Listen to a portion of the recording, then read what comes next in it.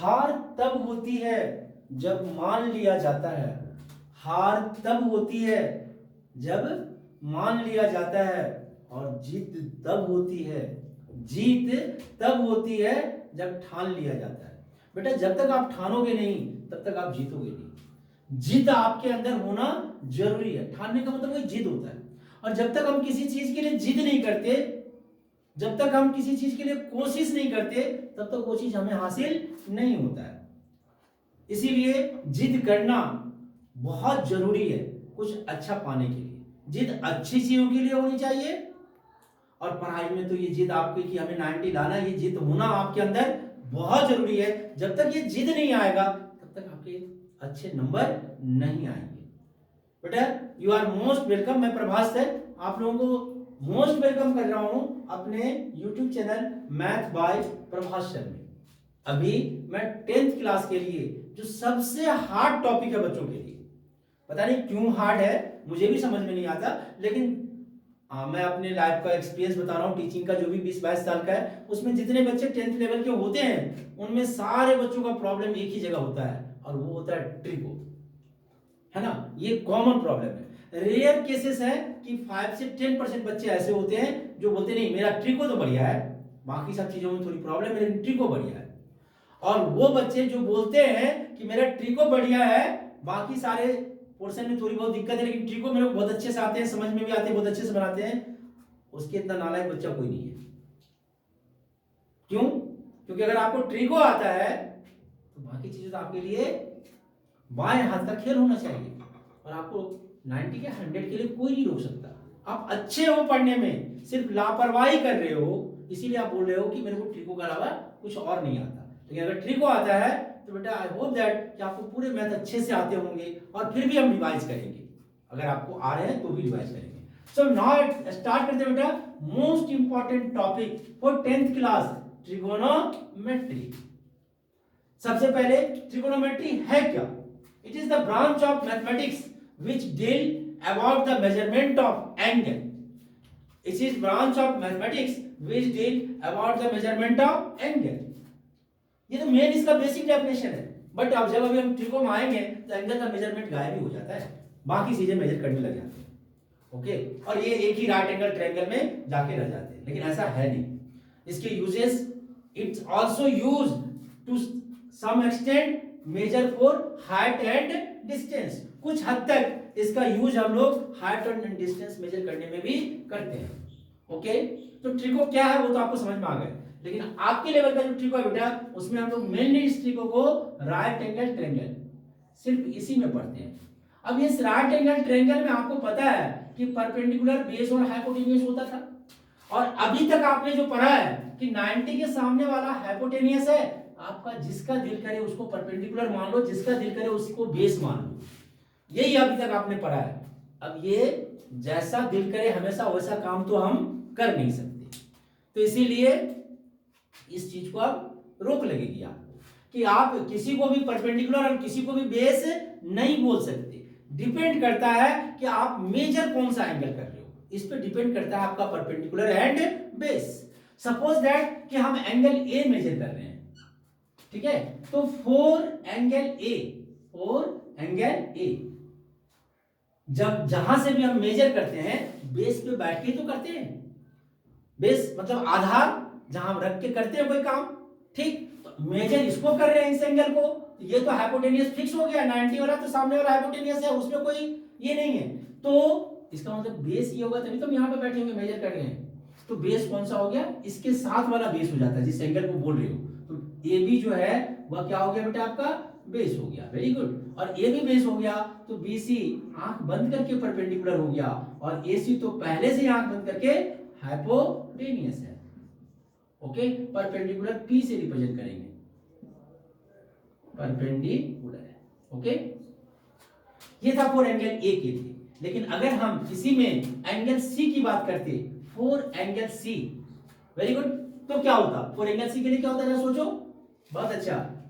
अब मेजर कहां पे कर रहे हो इससे? तो सी के साथ है हमारा साइड कौन सा है? बीसी है, तो बीसी जो है वह बेस हो जाता, चेंज हो जाता है बेटा, और ए बी जो है वह परपेंडिकुलर हो जाता।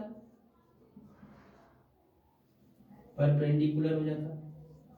और AC तो आपका जो है वो है ही है हाइपोटेनियस है। ओके, आई होप दैट कि अभी तक आपको इसमें कुछ एक्स्ट्रा पढ़ना नहीं पड़ा, ये चीजें आप पहले से पढ़ते आ रहे हो। और रिलेशन आपका वही होता है कि पाइथागोरस थ्योरम तो लगेंगे ही लगेंगे, h square equal to p square plus b square. That means अगर हमें कोई दो साइड दे रखा है तो हम तीसरा साइड तो बहुत इजीली निकाल सकते हैं, है ना। अगर मान लीजिए ये 5 दे रखा है, 5 दे रखा है, ये 4 दे रखा है, तो 25 माइनस 16 9 बचेगा, स्क्वायर रूट कर देंगे 3, आंसर आ जाएगा। कोई भी तीसरा साइड हमारा इजीली निकल सकता है पाइथागोरस का फार्मूला लगा के। तो अब ट्रिको क्या है, तो बोला कि इनके साइड का रेशियो, और इसीलिए इसका नाम दिया गया है ट्रिकोनोमेट्रिकल रेशियो। क्या नाम दिया गया बेटा, ट्रिकोनोमेट्रिकल रेशियो। कितना आसान चीज आप पढ़ रहे हो, ठीक है। तो अगला है, ये टॉपिक है हमारा ट्रिकोनोमेट्रिकल रेशियो। होता क्या है ट्रिकोनोमेट्रिकल रेशियो,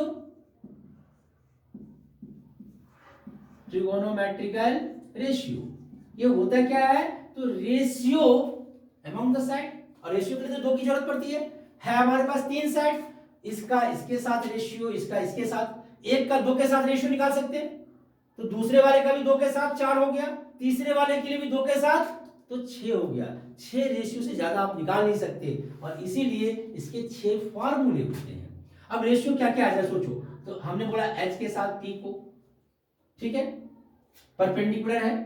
चलो पहले p से शुरू करते हैं। p के साथ बोला मैंने h को, फिर मैंने बोला b के साथ h को, फिर मैंने बोला p के साथ b को। हो सकता है रेशियो। अब इन्हीं का उल्टा हो जाएगा रेशियो, और इन्हीं सब का नेमिंग दिया गया, और वो नेम क्या है बेटा, तो एक का नाम है 6 रेशियो थे तो साइन थीटा, दूसरे का नाम है कॉस थीटा, तीसरे का नाम है टेन थीटा, फिर चौथे का नाम है कोसेक थीटा, पांचवें का नाम है सेक थीटा, और छठे का नाम है कॉट थीटा। ओके, ये 6 रेशियो आ गए। रेशियो है क्या, तो बोला साइन थीटा, किसका नाम दिया, p बाय h का। भाई 6 रेशियो थे तो 6 का नाम देते ना, तो p बाय h को साइन थीटा बोल दिए, cos theta b by h को बोल दिए, tan theta p by b, perpendicular by base, cosec theta h by p, इसका जस्ट अपोजिट, इसका just opposite h by b, और इसका just opposite that means b upon p। Okay, अब अगर आपको याद नहीं रहता है, याद करने के तो बहुत सारे सीन है।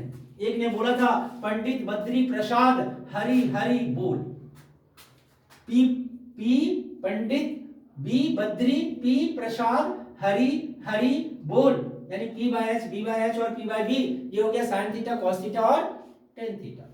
एक ने बोला नहीं, पाकिस्तान भूखा प्यासा, हिंदुस्तान हरा भरा। अपना अपना बोलने का स्टाइल है। और अभी जो मॉडर्न युग आ गए हैं, उसमें एक बच्चे ने बोला पापा बियर पियोगे, हाँ हाँ बेटा। अब तो मॉडर्न युग आ गया है, साथ में ही होता है।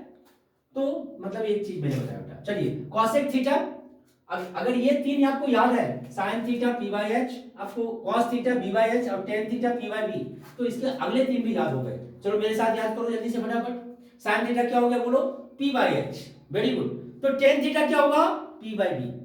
कॉस थीटा क्या हो गया, b by h। Sine cos p by h, b by h, तो बच गया 10, p बाय b होगा। और इनका उल्टा कौन कौन होता है रेसिप्रोकल, तो साइन का रेसिप्रोकल कॉसेक होता है। Sine theta p by h है तो cosec theta h by p होगा। Cos theta b by h है तो कॉस का रेसिप्रोकल सेक होगा, h बाय b होगा। Tan theta p by b है तो कॉट थीटा उसका रेसिप्रोकल b बाय p होगा। आई होप दैट बेटा ये 6 फार्मूले आपको अच्छे से समझ में आ गए होंगे। नाउ हम आपके फर्स्ट एक्सरसाइज की बात कर रहे हैं, तो आपका पहला एक्सरसाइज में यही 6 फार्मूले यूज होंगे। अब टाइप्स ऑफ सम है, आपके पूरे एक्सरसाइज में टाइप्स ऑफ सम है। क्या है टाइप्स ऑफ सम, जरा वो देखिए। तो 2 तरह के सवाल हैं आपके पूरे एक्सरसाइज में। कौन सा, हाँ बेटा, हम लोग जो ट्रिको है आपका चैप्टर, ट्रिगोनोमेट्री चैप्टर 8 है आई थिंक, और उसका फर्स्ट एक्सरसाइज की बात कर रहे हैं, टोटल नहीं, फर्स्ट एक्सरसाइज की। तो ट्रिको में जो फर्स्ट एक्सरसाइज है उसमें आपके 2 तरह के सवाल हैं। एक सवाल है जिसमें from given figure find ratio.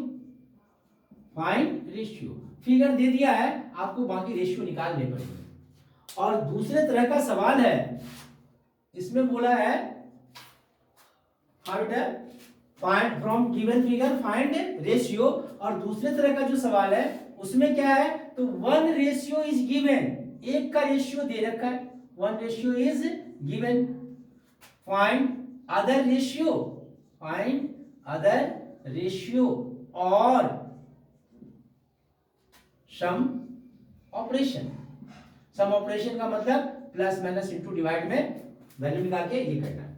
जैसे एग्जांपल, इसमें सवाल कैसे होगा, तो फिगर बना दिया, इसमें 2 तरह के सवाल होते हैं। जैसे इसे फिगर बना दिया, ओके, ए बी सी है, ए बी सी बोला आपका कि हाँ ये 13 है, ये 12 सेंटीमीटर है, ये 13 सेंटीमीटर है।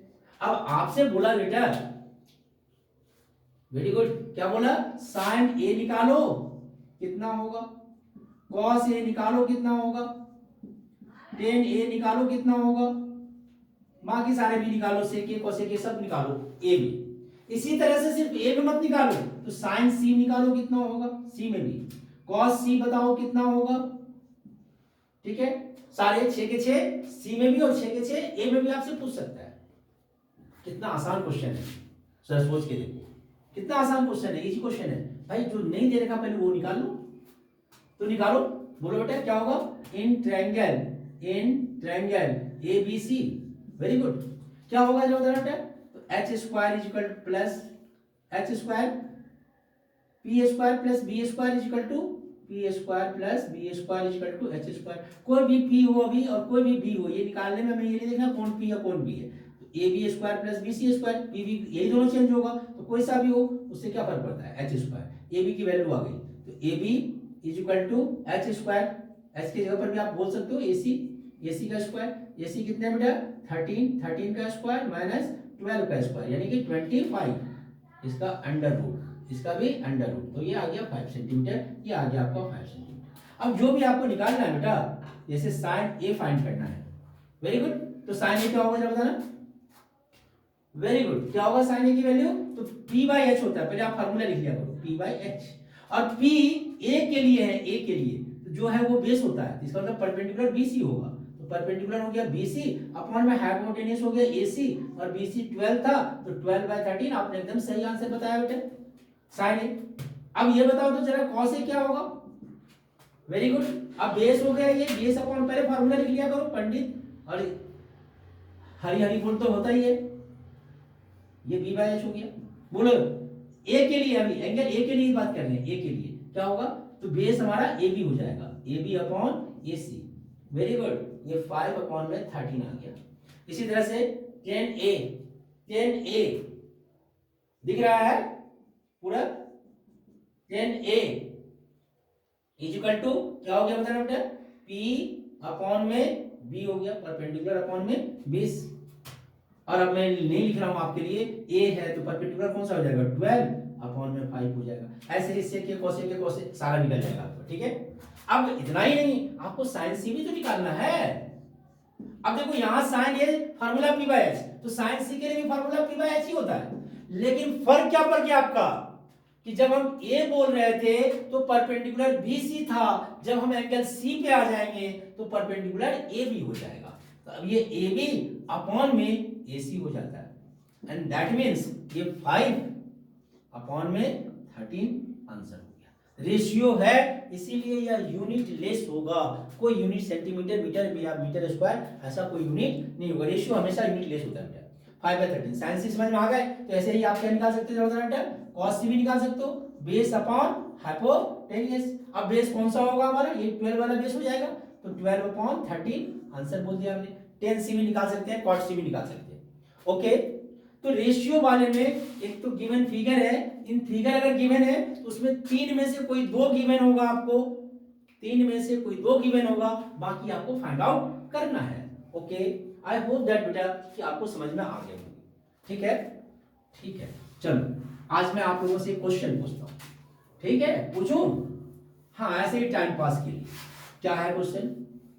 मैथ पढ़ते पढ़ते पता नहीं आप लोग बोर हो जाते हो, जबकि मैथ इतना इंटरेस्टेड है, इसके इसके बिना तो कुछ मन ही नहीं लगना चाहिए। जिस दिन मैथ के 10 सवाल नहीं लगाया आपने, 10 क्वेश्चन आपने नहीं करा, उस दिन तो आपका मन ही नहीं लगना चाहिए, क्योंकि इतना इंटरेस्टेड चीज है कि पूछो मत। लेकिन होता क्या है कि आप उसे बहुत सीरियस लेके पढ़ते हो, एकदम बोरिंग बना देते हो उसको। थोड़ा एंजॉयमेंट करके पढ़ो ना, थोड़ा समझ के पढ़ो ना। कोई जरूरी नहीं कि हम 16 घंटा पढ़ें, हम 2 घंटे पढ़ के भी उस 16 घंटे की बराबरी कर सकते हैं। कैसे बेटा? अगर कोई बच्चा मान लो 10 घंटा पढ़ रहा है और मैं 2 ही घंटा पढ़ता हूं, हम उसके बराबरी कर सकते हैं क्या? हम कर सकते हैं, लेकिन उसके लिए बहुत कुछ चाहिए। क्या चाहिए? उससे 5 टाइम्स ज्यादा हमारा कंसंट्रेशन चाहिए। मैंने लास्ट वीडियो में भी ये बात बोला था। अपने आप को उन चीजों पे फोकस करो बेटा। ओके, चलो मैं आपका मूड हल्का करता हूं। मैं बोला बेटा कि आपके घर में 9 मेंबर है, 10 मैंगो है, जरा बताओ आपको इक्वली उनको बांटने हैं, कैसे बांटोगे? 10 मैंगो है, 9 मेंबर है, आपको इक्वली उसको बांटने हैं, कैसे बांटोगे? बहुत दिमाग लगाने लग गया। क्यों? क्योंकि क्वेश्चन पूछा है मैथ का सर ने, तो मैथ तो होगा ही, बहुत सारा मैथ होगा। डिवाइड करेंगे, पॉइंट में लाएंगे चाकू से, जब आप काटोगे उसे तो सारा रस पानी में निकल जाएगा, बराबर आप बांटोगे कैसे?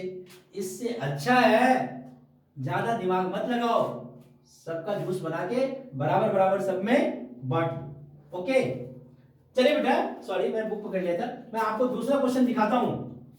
हाँ, जूस बना के सबको बराबर बराबर पिला दीजिए, है ना? किसी का कोई शिकायत नहीं रहेगा। काहे के लिए इतना दिमाग लगाना है? आगे बढ़ते हैं बेटा, नेक्स्ट क्वेश्चन में जाते हैं। क्या है? तो अब जो मैंने बताया था अभी, 2 तरह के सवाल थे, एक तो फिगर के थ्रू और एक रेशियो देगा। क्या रेशियो देगा? ये दे दिया जैसे 3 sin theta is equal to 5, बोला find all other trigonometrical ratio, all other trigonometrical ratio, trigonometrical ratio. Okay, या आपको इसी में बोला दूसरी बातें, ये नहीं बोला तो क्या बोला बेटा कि find 3 sin theta plus 5 cos theta minus 2, या 3 sin square theta plus 5 cos square theta minus 2। इसकी वैल्यू बोला, बताओ कितना होगा? अदर ट्रिगोनोमेट्रिकल रेशियो पूछे या ये पूछे, सारे इसी पर तो है ना? अब वैल्यू निकाल लेंगे और सॉल्व करते रहेंगे। कैसे होगा जरा सोचना, कैसे होगा बेटे जरा बताना। वेरी गुड, सही सोच रहे हो आप। क्या सोच रहे हो आप कि सर सबसे पहले तो एज्यूम कर लेते हैं, यहाँ 3 sin थीटा दे रखा है, तो 3 sin थीटा अगर गिवन है मतलब मार्क कर देना।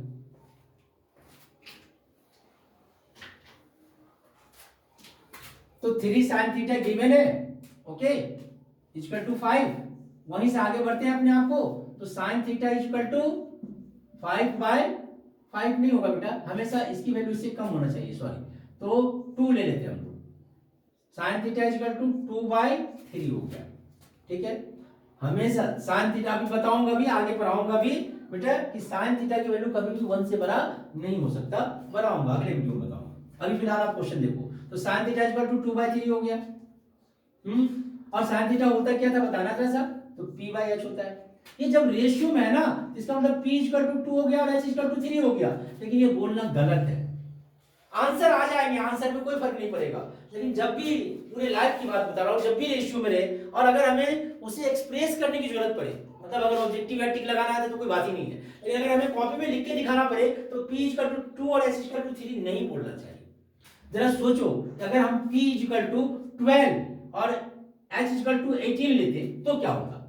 तो भी तो ये आ जाता, 2/3 ही आता। तो इसीलिए जब भी रेशियो में रहे उसके साथ एक कांस्टेंट x या k जो भी दिल करे आपको वो लगा दो। 2x और 3x हो गया। इसका मतलब बेस निकालने हैं और base equal to h square minus p square का अंडर रूट, वही p square plus h Pythagoras theorem ही लगाया मैंने, कोई नया चीज नहीं लगा दिया। 9x square minus 4x square का under root, root under 5 x square का x बाहर आ जाएगा, तो रूट अंडर 5 आ गया। अब अदर ट्रिगोनोमेट्रिकल रेशियो तो फटाफट बोलना चालू कर दिए बेटा। cos theta is equal to, बोलना, very good, cos theta is equal to base upon hypotenuse, और बेस तो √5x है, अपॉन में बोलना बेटा 2x है, x और x कट गया, √5/2 आ गया।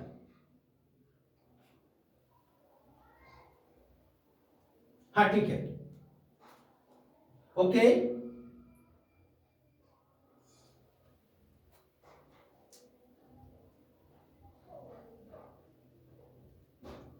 ठीक है, यहां तक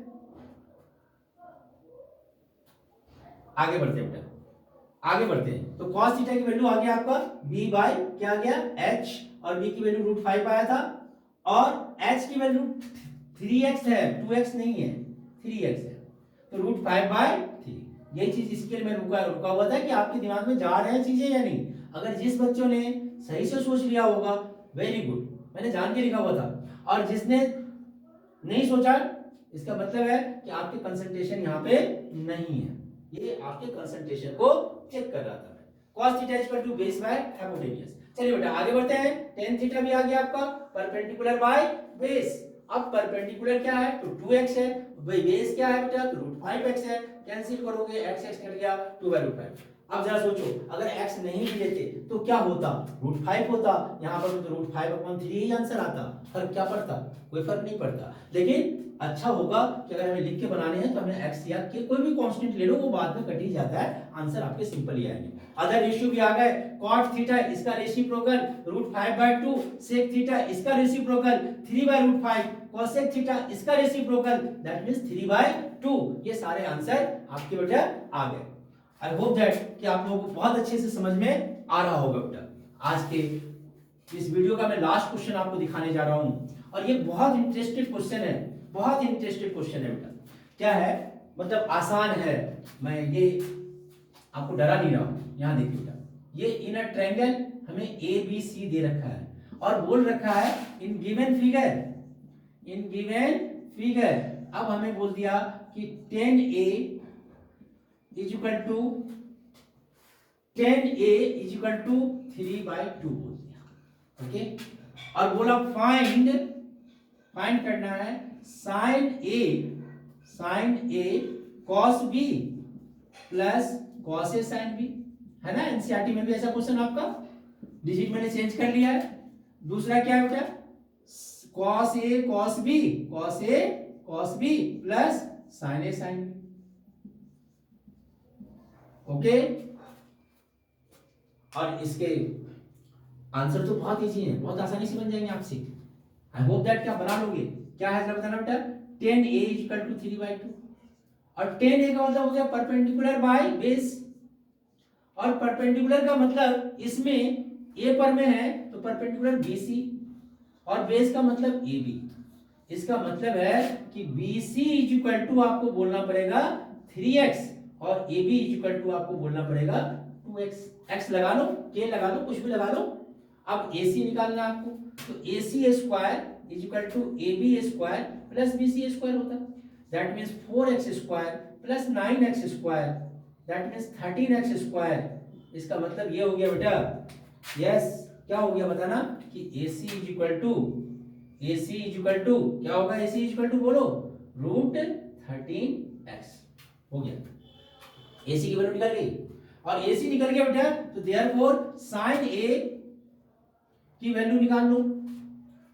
क्या होता है, परपेंडिकुलर A में है तो परपेंडिकुलर BC हो गया, अपॉन हाइपोटेनियस AC हो गया, और BC कितने हो गए जरा बताना बेटा, BC की वैल्यू 3x, यहाँ पे है हमारा 3x, और AC की वैल्यू √13x, x कट गया, दैट मींस 3/√13 हो गया।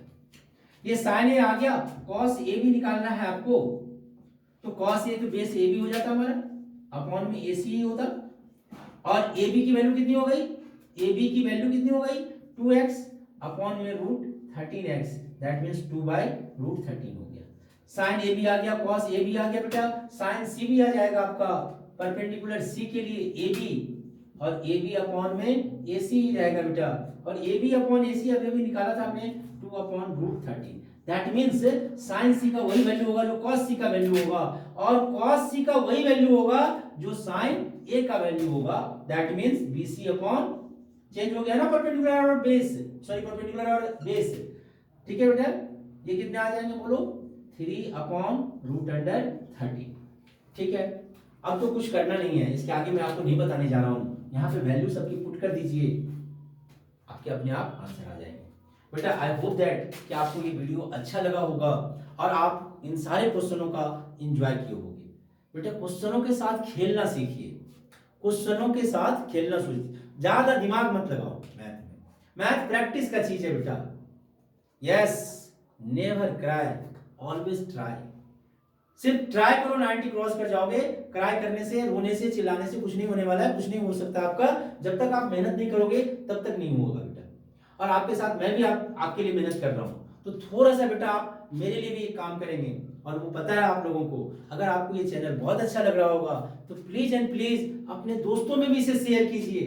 जो मेरा जो मेन मोटिवेशन है कि जो बच्चे यहाँ से दूर हैं, जिसे मैं नहीं देख सकता हूँ, उनका भी, उनके लास्ट तक भी पहुंच जाए ये सारी चीजें, और उनको ज्यादा बाहर दौड़ धूप करना ना पड़े, और इजीली 90 तो क्रॉस सब कर जाए।